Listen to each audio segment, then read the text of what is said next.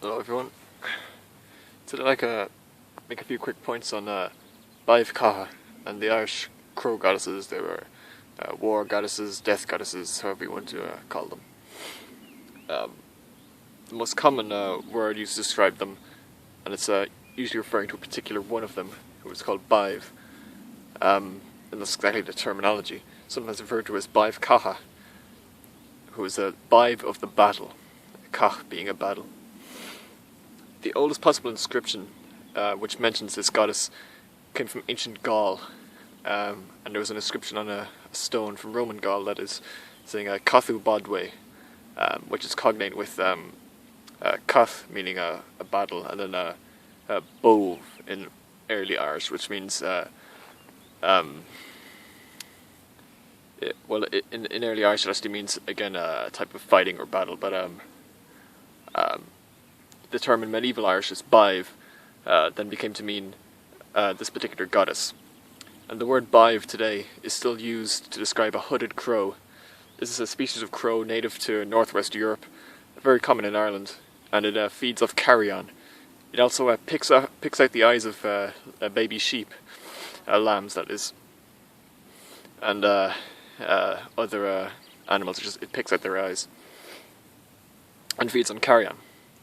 And it's grey and has a black head, black cape, I guess. So Cathu Badhbh, that's this ancient Gaulish inscription, which means the same thing.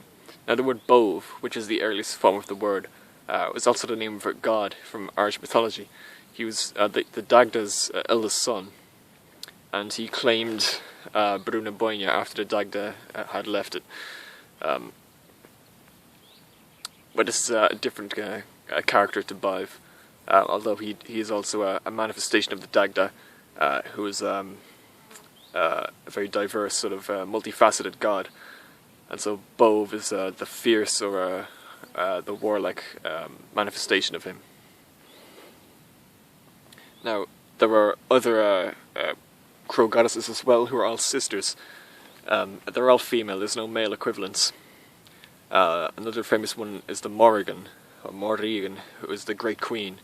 Another is Macha, after which Eamon Macha is named. It was the capital of the Ulla, or the Ulstermen, in medieval times. So it was the Gaelic Ulstermen. That was where they had their seat of kingship. One of the five kingdoms, capitals of the kingdoms of Ireland traditionally. And the other was Anna. Pretty precarious name, a name so common, Anna, as being a death goddess, a crow death goddess. But yeah, that was her name, and she is mentioned very rarely, only in passing rarely. Most of the stories are regarding Macha, the Morrigan, and Badhbh. Now, about these death goddesses, their father was someone called Nate. Now, I'll make another video just going into more depth on the genealogy of the Irish gods and goddesses, and in that video I'll elucidate that more and explain it better. But the point I'd like to make about these goddesses, well, first I'll describe what they do. Basically, is they choose who dies in battle, much like the Valkyries. And if you hear these crows, these hooded crows who are the goddesses in crow form, call your name during the battle, it means you'll die. It's a similar tradition in mythology. Of course, in Irish mythology, the Banshee also has a similar function. Now, it's my opinion that the Banshee is a manifestation of one of these goddesses, which is why she's described as having grey hair, to match the grey crow. And often the goddesses, sometimes describing as having black hair, which just means they're young, and then they have grey hair as they manifest as the old hag. Because the Banshee, when she calls your name during a storm, it means you're going to die, or someone's going to die next morning when you hear her wail. It's the same thing. It was an ominous portent of death to hear these crows call, of course, because because they feed on carrion, they feed on the dead bodies. So they want there to be more death, they want people to die in battle. One of the most famous speeches which one of the goddesses gives was when Badhbh, at the end of Hui, or the northern or second battle of my Turda. After the giants are defeated, Badhbh makes a speech to the feasting gods, and she predicts the apocalypse, or what will be sort of an Armageddon, a Kala Yuga, I guess you could call it Ragnarok. It's one of those things, spiritual dark age and destruction, which follows it, and inevitably then creation again, recreation. So this wasn't Armageddon in the Christian sense, it was more sort of a recurrence, predicting the natural entropy of all things, including human relationships, which will then be rebuilt. But yet, the link between these goddesses and the Valkyries in Norse mythology is very tangible, in my opinion.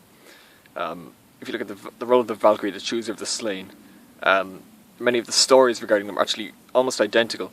In fact, there was one story about the Margon, which is very similar to a story about Brunhild from in the saga of the Volsungs, where Brunhild is one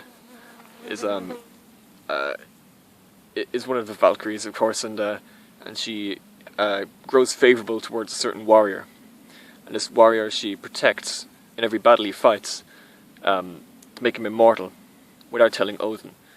And eventually Odin finds out that this guy's been around for hundreds of years and he hasn't died yet. So he punishes Brunhild by locking her in a ring of fire until someone who doesn't know fear can come and rescue her. The story of the Morrigan is again almost identical. It's she becomes favourable to a certain warrior, protects him for many hundreds of years, not letting anyone kill him and not letting him die in battle.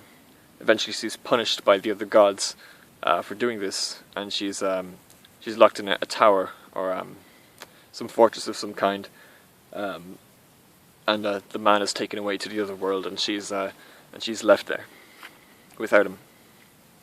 Now, one interesting thing is that in this story, the Morrigan puts on a crow suit. This could be like a feathered suit, which she puts on in order to turn into a crow.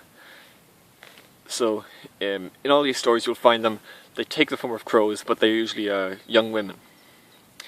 And the symbol of the young woman, as compared to this portent of death, is very potent in my opinion.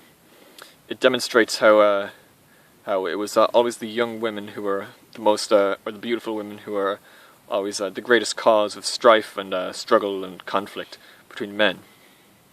And the symbol, what she symbolizes, what she represents, is what drives these men to continue to fight and to go to war with each other. And ultimately they are then harvested, collected, and sent to the other world.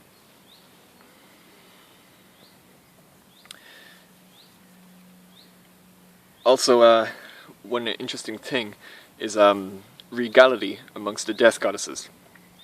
So, it is quite possible, probable, I'd say, that Freya is the queen of the Valkyries. That her marriage to Odin is in a way how, say for example, a beautiful young woman might marry, a great warrior, a great killer of men. Because in this sense it's a match of innocence with the opposite of innocence, with maturity and that heft which the weighted man who has struggled a lot might have. It's a common archetype because it's very human. It's a passage that most human beings who are in that sort of a frame of things would go down.